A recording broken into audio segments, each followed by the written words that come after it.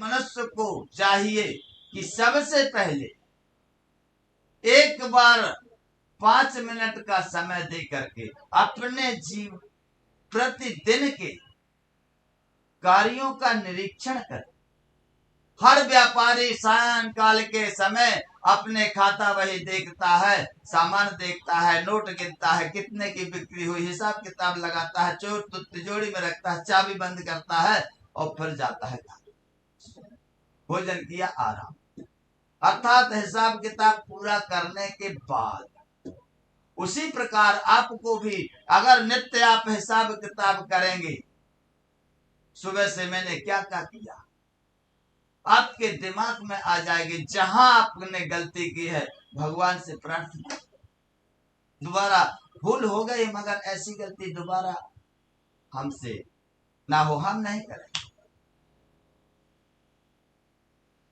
इस प्रकार आपके विचार जो है नित्य अगर इन सिद्धांतों को धारण करेंगे तो आपके विचार सुधर जाएंगे। फिर आपको हिलाने डुलाने वाला कोई नहीं है। आपकी जो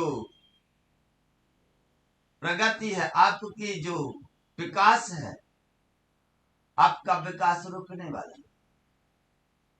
तो इस सिद्धांत को सबसे पहले धारण करने की आवश्यकता है। दूसरा, मनुष्य एक बार अपने विचारों को नियुक्त कर ले, अपने लक्ष्य को नियुक्त कर ले, लक्ष्य नियुक्त हो जाने के बाद वह उसमें अडिग रहे जब तक उस लक्ष्य की प्राप्ति ना हो जाए, अन्य लक्ष्य की ओर ना जाए। हमारा एक लक्ष्य है, उस लक्ष्य को जब हम पूरा कर लेंगे तो दूसरा काम करें। अगर हम अनेक कामों को एक साथ करना चाहेंगे तो अनेक काम एक साथ ना होके बिगड़ जाएंगे। इसलिए एक काम पहले पूरा हो जाए, इसके बाद दूसरा। एक काम करने वाला, एक लक्ष्य को साधने वाले को समय ज्यादा नहीं लगता। आपने देखा होगा इतिहास में, भागवत में, पुराणों में आपने सुना होगा, पढ़ा होगा, कथा श्रवण की होंगी। प्रहलाद और ध्रुव, छोटे छोटे बालक, 5-5 वर्ष की उम्र, इस छोटी सी उम्र में दोनों ने भगवान को प्राप्त किया। क्यों? बड़े बड़े ऋषि मुनि कई जन्म लग जाते, भगवान को प्राप्त करने के लिए कई जन्म लग जाते हैं। जहां छोटे छोटे बालकों ने 5 महीने में भगवान को प्राप्त किया। क्या कारण था? विचार, लक्ष्य, उनका लक्ष्य, उनके विचार। ध्रुव महाराज, प्रहलाद, एक बात ध्यान देना, बालकों के विचार जो होते हैं, बालकों के जो बुद्धि होती है, बालकों की बुद्धि में जो तर्क बुद्धि होती है वह 7वें साल विकसित होती है। 7 साल के पहले बालकों के अंदर तर्क बुद्धि विकसित नहीं होती।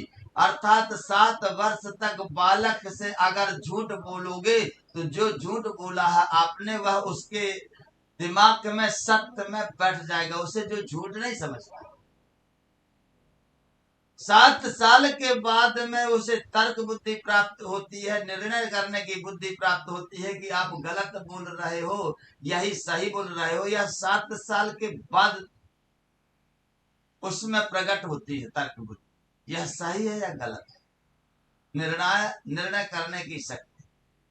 मगर उसके पहले जो तुमने बता दिया वह उसने धारण कर लिया, उसमें संदेह की कहीं जगह नहीं रही। प्रहलाद और ध्रुव के साथ में यही हुआ। ध्रुव महाराज को माता जी ने बता दिया, बेटा इनसे भी बड़े पिताजी हैं तुम्हारे, इनसे भी भगवान है जो सबके पिता है, ये तो केवल तुम्हारे पिता हैं। उस पिता की गोद प्राप्त करने की कोशिश करो जो सबका पिता है, जिस गोद में बैठने के बाद तुम्हें कभी उतरना ना पड़ेगा, जिस पद को प्राप्त करने के बाद तुम्हें कभी नीचे नहीं आना पड़ेगा, उस पद को प्राप्त करो। ध्रुव महाराज ने तर्क नहीं किया, दोबारा पूछा नहीं कैसे मिलेगा,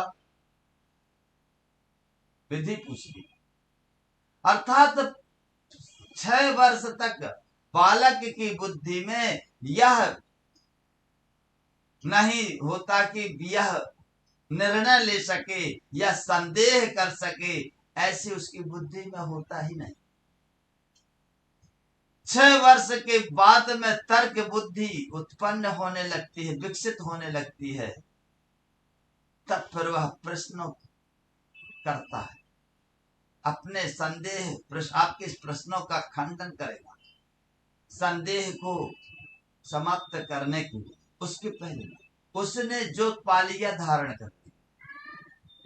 ध्रुव और प्रहलाद को इसलिए भगवान जल्दी मिल गई क्योंकि इनने संदेह किया ही नहीं, अर्थात जो लक्ष्य साधा है साध लिया, दूसरे की आवश्यकता नहीं, दूसरे विचार धारण करने की जरूरत नहीं, प्राप्त। अर्थात विचार अगर हमारे बिल्कुल संयमित है, उनमें संदेह नहीं है, तो लक्ष्य प्राप्ति होने में देर भी। विचारों में जितना बल होगा, विचार जितने अडिग होंगे, दृढ़ होंगे, उतने जल्दी सफलता प्राप्त होगी।